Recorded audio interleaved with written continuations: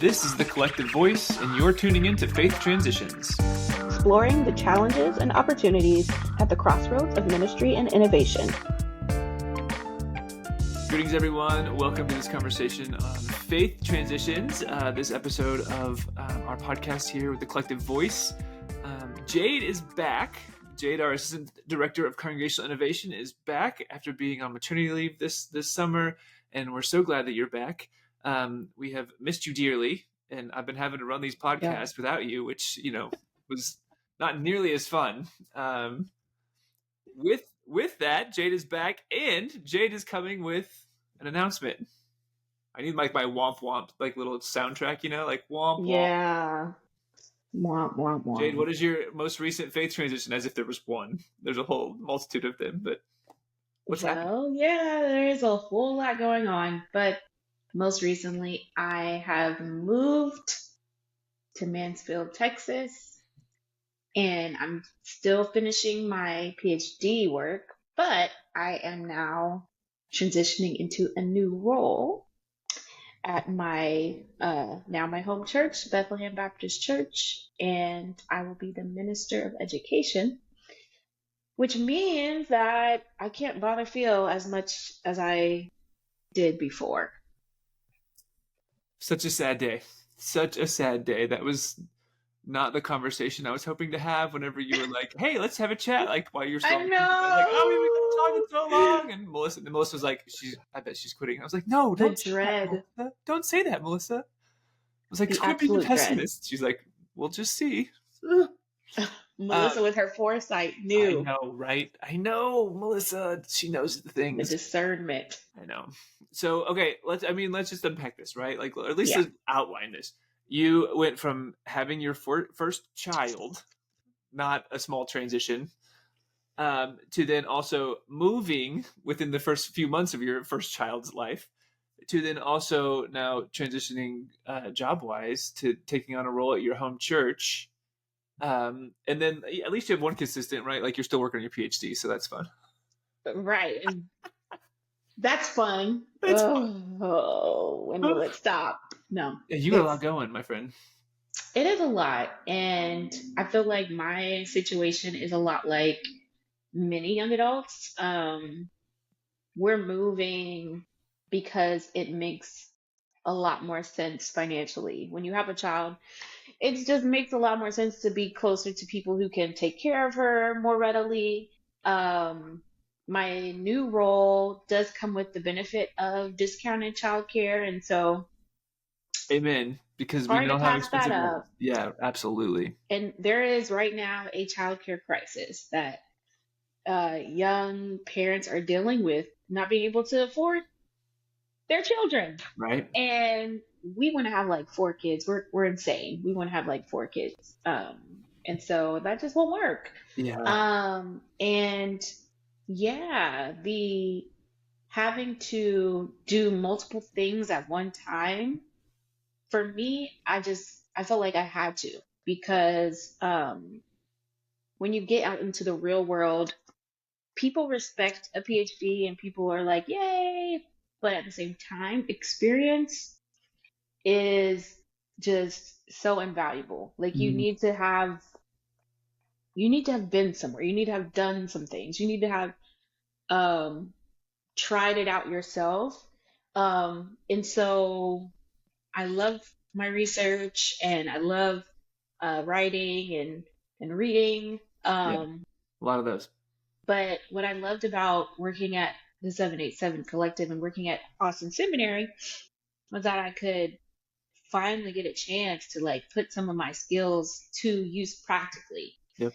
And so that was kind of like the beginning of trying to make all these things balance. And here we are now trying again with another added shock factor of having a child who actually is she sleeps well. She's, the girl, she's come through.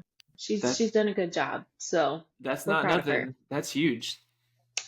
It's not. She slept from like 9:30 to 6:30. Wow. I feel like the And first time with our first kid, when she finally like slept for I think over 5 hours, we woke up like panicked. Like, is she okay? Like, what happened? Is something wrong? Like, literally, just freaked out. Yeah. yeah. Yep. So for those people who aren't parents yet or don't have any desire to be parents, Sure. that is a big deal for us It is. when the child does that. And the sleep deprivation's real. Yes. It's real. Okay, let's so for those who are listening and maybe never knew what you were working on PhD wise, will you give us a brief recap on what you're studying and what you're working on your PhD? Yes. So, the primary question I'm asking in my work is how do African Americans preserve the memory of the dead? And so for me, I'm looking at death rituals, primarily memorialization happening at George Floyd Square and also happening in Ghana, where you have um, the rise of tourism, which started by African American activists who wanted to remember those who had died in the dungeons of slave castles. And so now there is a sort of healthy memorialization culture there as well. And so, yeah, I'm just kind of looking at the scope of African American memorial work and asking questions about why don't we talk about this in religious studies, how this fits into religious studies, and what does it involve in terms of the senses, feeling, material, digital. And so, yeah. That's awesome. Now, if you would have asked me that a month ago, or even I've been working on it this week, Yeah. heavily. So, but if you had asked me that a year ago, I probably gave you a much different answer, Phil, when you Really? asked me. I don't know. I can't remember what I said, but maybe it was different then. I think that It was seems just like I'm getting clearer. okay. That's good. As you're probably having it right? That's what writing does. Gives you some good clarity, right? Yes, it does. What in your work over the last few years has been the kind of most eye opening or biggest surprise that you've come across? Hmm, that is a great question. Um, well, I think the biggest thing is that um, memorialization is not considered a primary category in the study of religion. Mm. Um, and what I've found is that, and what I'm hypothesizing is that it is part of the sort of colonialist background of the field that um, memorialization is important to people within the African diaspora because death rituals are so important. I mean, for everyone as well, but um, in African diasporic cosmologies, death is so central. Yeah. Um, and so the idea that we can only talk about death rituals when we're looking at funerals or when we're looking at the immediate hours after death or when we're looking at the body of the person who has died is not true for African diasporic peoples who are encountering death, you know, years after. And for activists at George Floyd Square, that is what they're doing. They're continuing to engage and preserve this memory of this dead, uh, those who have died in their community, Yep. for years after. And yeah, so I'm excited to keep doing research and keep trying to figure out what is going on. The other thing is that's really key is that at least at George Floyd Square, um, the people who are leading this sort of labor, this memorial work at the margins of what we consider to be religion, Mm-hmm. are Black women. Mm. So these are women who are leading in different ways that we don't often think about when we think about um, religion or religious institutions. But for me, I see George Floyd Square as a religious non-institution where Black women like Janelle Austin are the leaders, Mm. and they're doing a great job. That's really cool. This may be beyond the scope of what you've really looked into, but have you come across anything or done any diving into the idea of like what AI is doing with how people are memorializing and like transhumanism and any of that kind of stuff? I love that. And I feel like I might gesture toward that. Because one of my chapters is going to be about the digital space. Um, and so I feel like that is a great idea to incorporate something along those lines. I'm not sure how far I'll get into it, Yeah. but that's definitely an important question when we think about the digital today, this year, this last few years. Well, one other book for you to read. I've tried to. I've been like slowly making my way through it. It's not terribly dense, but it's a little dense. Philip Butler has a book on Black transhuman liberation theology. Just Philip Butler. he's at ILIF up in Denver, and I've just followed his work for a while because I have a weird obsession with like digital things, um, but it's really good work. Like he's done some really incredible work, and it might be a fun connection at some point. But I keep trying to figure out how we can bring him in to do something. So maybe we'll figure out a way to collaborate and Yes. but Okay. I'm making note of that and I will add it to my list. add it to the list because you need some more things List. to read. Like what else are you doing, Jade? No, but this seems digestible. Yeah, no, it's really fascinating. It's fascinating stuff. I think the digital space is really interesting. I even think about it in terms of my my mom's side of the family gets together once a year in the summer for a little family reunion thing, and my sister and I were commenting our dad passed back in '08 and how we were like forgetting. We were forgetting like what his voice sounded like, and Yeah. so much of the image we have was like later in his life whenever he had this terrible brain tumor and got you get puffy and like all those kind of like terrible images that you have that you want to get rid of and like go back to the images of like the good things and like want to stick with that. And I have so few pictures because it's wasn't digital then, right? Like I didn't have I got a digital camera I think when I was late college or whatever. So like I have some, but not a ton. And so like now looking back and having like we were trying to get all these old family Christmas videos and stuff and like digitize those and using them to call back and reference back to, and it was lovely and it was great. But just thinking about now, I'm like I have so many pictures. I don't want to take the time to sift through them because I have so many. And so what does that look like for? It's almost the opposite in the spectrum where now it's almost like too much to even wade through because it's so overwhelming about how many pictures and videos and stuff we take. Anyway, that's a whole other. No, that first off, thank you for sharing. Yeah. And yeah, are you available to be a research assistant?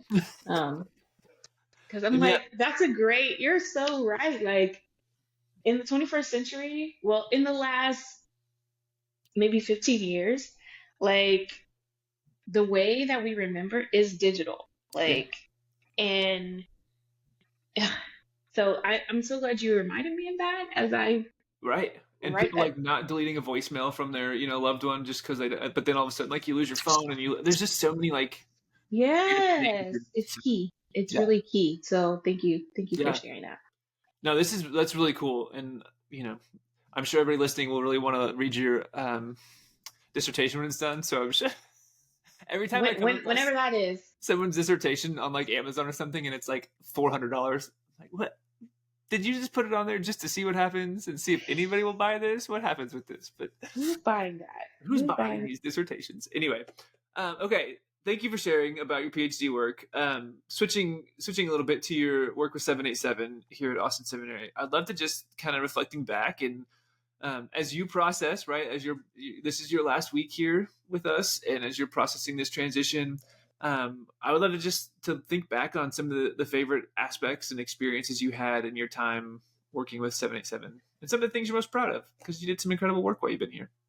Yeah, thank you. One of the things that I was really excited about is this podcast.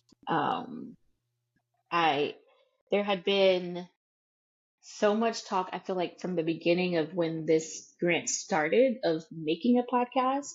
And so the fact that I was like, let's make a podcast, and it was like I was part of this tradition of wanting to do it was really cool. And Phil, we were able to make it happen. And we did it. I was so glad, and it became so much more than whatever I initially thought. And through the podcast, we've really just been able to hear from young adults, hear from experts, hear from you feel and just listen to all of your, little nuggets that you kind of drop every now and then. You're just like, boom. And I'm like, oh, got it. Lots of random things bouncing around in this noggin up here. Yeah. Very useful things. And so it's just been a pleasure to be a part of it and to do something that was innovative and that had not been done um, the way that we've done it before. Um, and and also, um, I spent a lot of time recruiting, recruiting for our collective council, which is our sort of advisory board of young adult leaders um, and well, young adult Christian leaders. Mm-hmm. And I was just so excited in that first meeting that we had with all of the young adults to just see them it was like they had been there before and they had already met.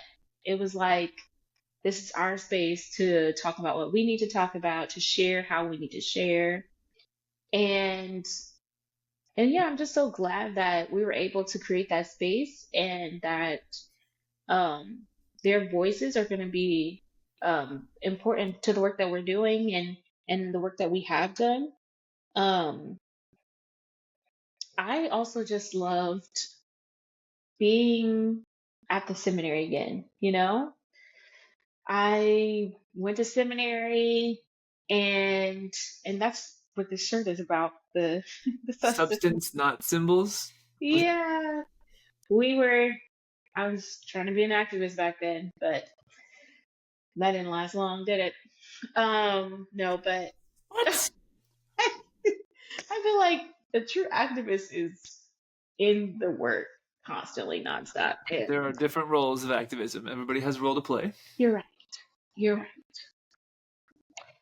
Um, but I was just reminded of just the desire to learn, to try, to innovate things, and um, coming from a UT space where it's very secular, which is great because I can ask certain questions that I can't always ask at the seminary. Um, but coming from there, it was definitely a comforting feeling to be able to talk with people who I knew we connected on at least a few things, right? Um, and so everyone was so supportive. Everyone from IT to just everyone was just um, Dean Amer, just everyone was just so supportive, and it really is kind of like a little family. And so I'm so glad to be a part of that family, um, and yeah, I think that working with you and Melissa has been wonderful as well. When we got to go to Indianapolis for um, for the Lily gathering. yeah, the Lily Yeah. Gathering. Yeah, Yeah. I was trying to figure out the sub name, but Yeah, we'll right. just For stick those with. who don't know, our 787 collective has been funded by the Lilly Endowment in Indianapolis. So yeah. So Thank annually we you. get together in Indianapolis with other people who have the same grant. Yes. And so it was just wonderful to exchange ideas in that setting, and I felt like the work we did in that weekend was like worth months of research. And so such an efficient use of our time to hear from these different groups from across the nation and learn something and make new connections, like connecting with people even beyond our work of young adult um, initiatives. Like um, there was a few people I was like, yes, we'll stay in contact. So it's been a wonderful time. I'm only scratching the surface of all the wonderful things that have happened, but I'll stop there so that we can uh, Well, delve I'll in other ways. I will say one of my favorite things was just the the broadening of the network in general, right? So you had some really great connections. Again, you went to seminary at Princeton, so like, you know, Austin's like the Princeton of the South, right? It's basically the same thing. I just made that up. I don't think it's a thing, but one I of think your, there is like a competition though. There is I'm like a sure there little is. Presbyterian I'm competition. sure there is, right? But one of your connections, one of your colleagues from seminary, came and did Creatio Divina for us, and I think that was like, talking about experiences, that was one of the most meaningful experiences, events that I've been a part of for quite a while, and something that like has changed the way I continue to do ministry and facilitate gatherings for people in general. Like I could never claim to do it as well um, as Bofolio Studios. I just love it. She's so great with everything she does, and the way she crafted the entire session. I would never pretend I would do anywhere close to what she did, but being able to kind of take the concept and use Creatio Divina. So, well, I'm gonna let you describe it because you're the one that introduced it to us. So, will you just share with everybody kind of the essence of what Creatio Divina was? Yes. So Creatio Divina is sort of like Lectio Divina, where you have a text or a scripture or passage or poetry that you meditate on in a sort of structured way. Um, but with Creatio Divina, you're also going to be creating. You're also going to be drawing or painting or using charcoal as you're reflecting on a text.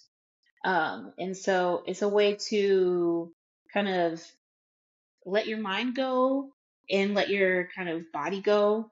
And as you kind of think through what you're listening to or what's being read in that space. And so in our case, I was like, let's do it, but let's do it in an anti-racist way. Which And was such a see, great added piece to it. yeah, and it's like and to your point, there's different ways to be an activist. And so we were talking about how rest or reflection is part of the journey to become an anti-racist person. So yeah, our text was very much anti-racist. We talked about what it means to be anti-racist. We talked about what racism looks like, the four different ways that it shows up in our world. And Carmel led all of that. And we were better for it. We did a wagon wheel where we each, there was two circles of people, and um, the inner circle would turn, and then you would see the next person's Sharing your piece of art that creations. they Yeah. made. Yes, Yeah. during the Creatio Divina session. So it was a time of sharing, of reflection, of just openness Mm-hmm. to listen to one another. And I feel like this is something that for those who are listening, Yeah. that you should check out Bofolio Studio Yep. and connect with Phil about, how we've already done it and how we might be in partnership with you to also make it happen in your space. Love it. Yeah. Yeah. That was, like I said, really meaningful. I've done it a couple, I think 3 different times now, at least kind of an abbreviated version Oh, of it. And it's just, yeah. every time I do it, people, just have a profound experience. So good stuff. You also mentioned a minute ago the Collective Council. Like we're gathering the Collective Council in person coming up in a week or so. And one of the things they're going to be doing is figuring out how they want to join the podcast. So you'll be able to hear from them soon, dear listener. But the other thing they'll be doing is working on some spiritual practice stuff in the lens of Creatio Divina, not just Creatio Divina, but like how do we engage spiritual practices as young adults? I just said we as if I was still on tier. How do we Consider you. No create mind, you're a young spaces? adult. I did fill out something for a clergy gathering that was like, "Are you between the age of 30 and 31 and 40?" And I was like, "Yes, I'm still in that realm. I'm not to the next Praise category the yet." Lord. Fantastic. But anyway, Love so that for some you. things they'll be reflecting on will be this idea of spiritual practices, specifically for what spiritual practice means for young adults. So stay tuned for that. More to come there. But Ooh. um, okay, lots of transitions. Yes. I would love to know, what are you doing to kind of keep yourself grounded in the midst of all these transitions? And feel free to Hmm. take that however you will, right? Spiritually grounded, grounded just in humanity, in your own humanity. Not that those have to be bifurcated, but But what are you doing to like stay grounded in the midst of so many transitions that are happening all at once? Yeah. Um, I am I am praying very hard. You know, there's so much going on. And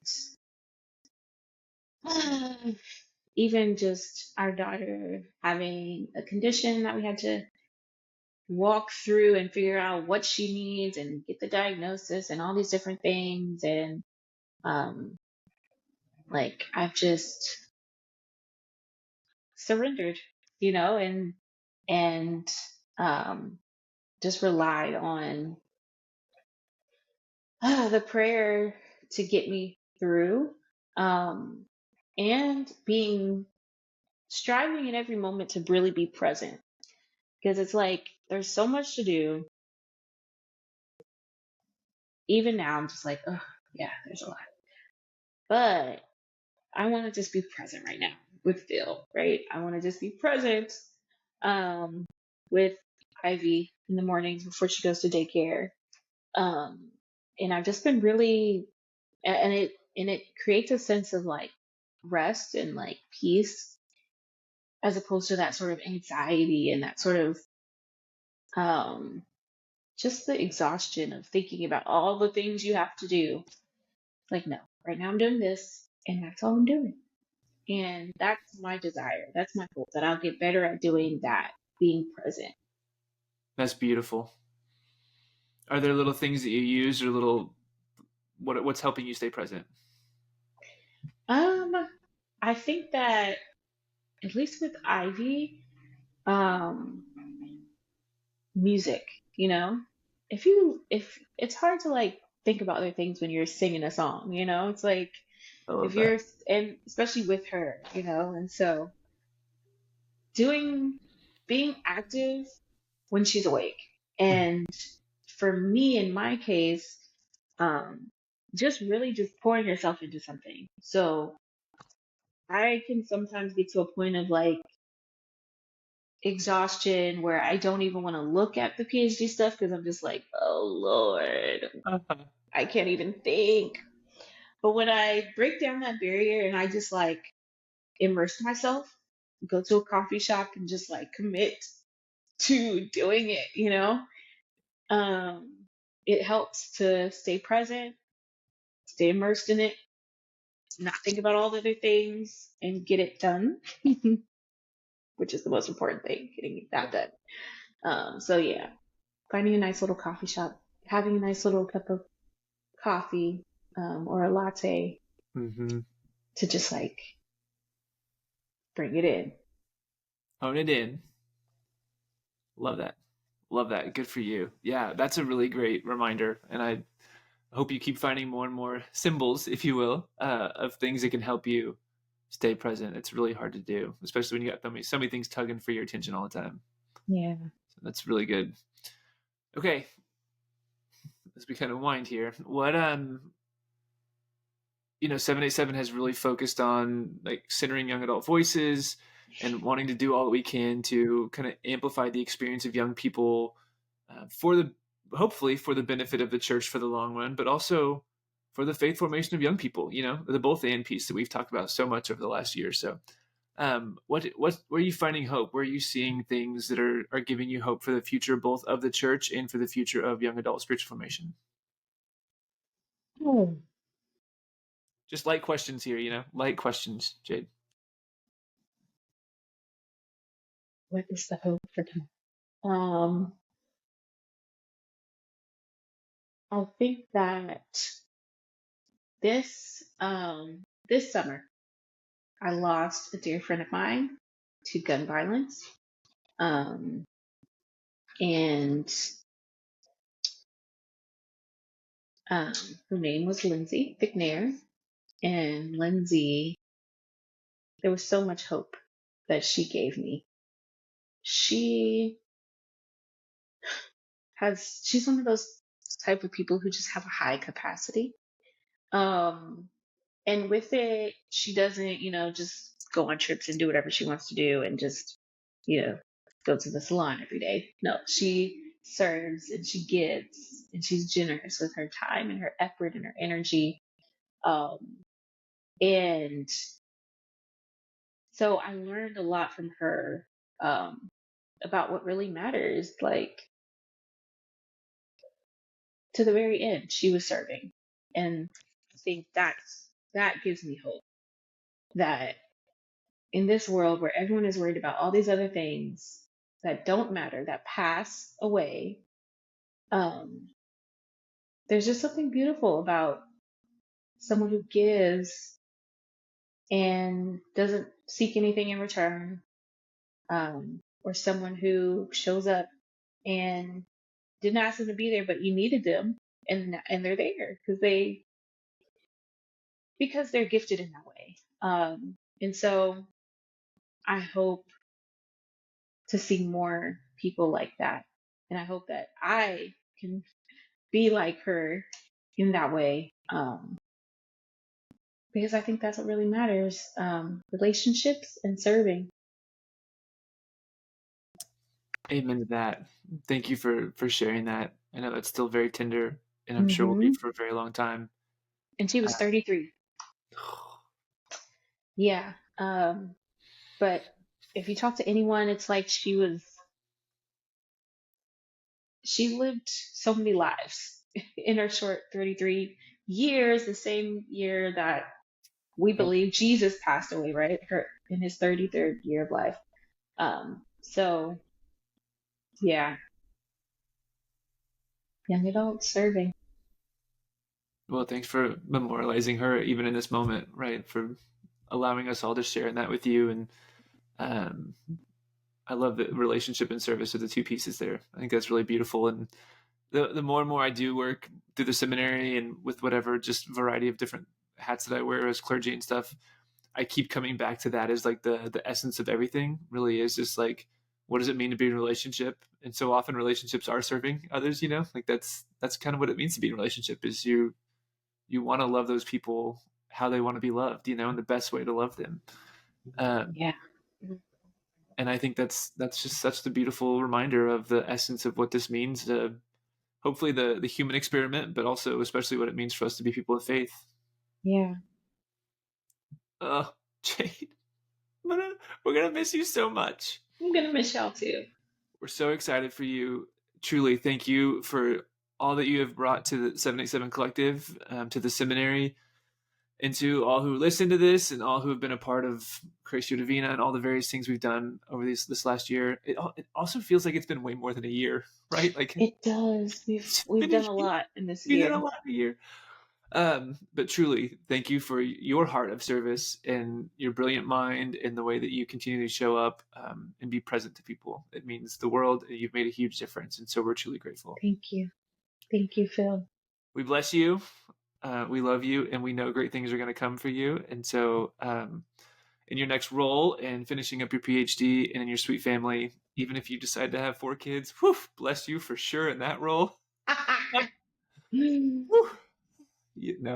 you do, I know it's going to be wonderful. And know that you always have a home, both in 787 Collective, but at Austin Seminary. And friends, if you're listening and you're thinking, oh my gosh, this is the first time I've heard Jade, this is the first time I've heard this episode or heard a podcast or heard anything, just know that we're not going to let Jade get away forever. We're going to find ways to continue to connect, and she'll continue to be a part of the collective. Gladly. Gladly. You'll hear her voice again in the near future, I have no doubt. So blessings to you and your family. We love you so much. Love you too, Phil. Thank you for everything. Thanks for listening, everybody. Catch us next time. Thanks for listening to this episode of The Collective Voice, the premier podcast of the 787 Collective. Click the link in our show notes to connect with us and learn how you can be the lucky recipient of free 787 Collective swag. And don't forget, when you rate and review us, you're tricking the algorithm for the common good.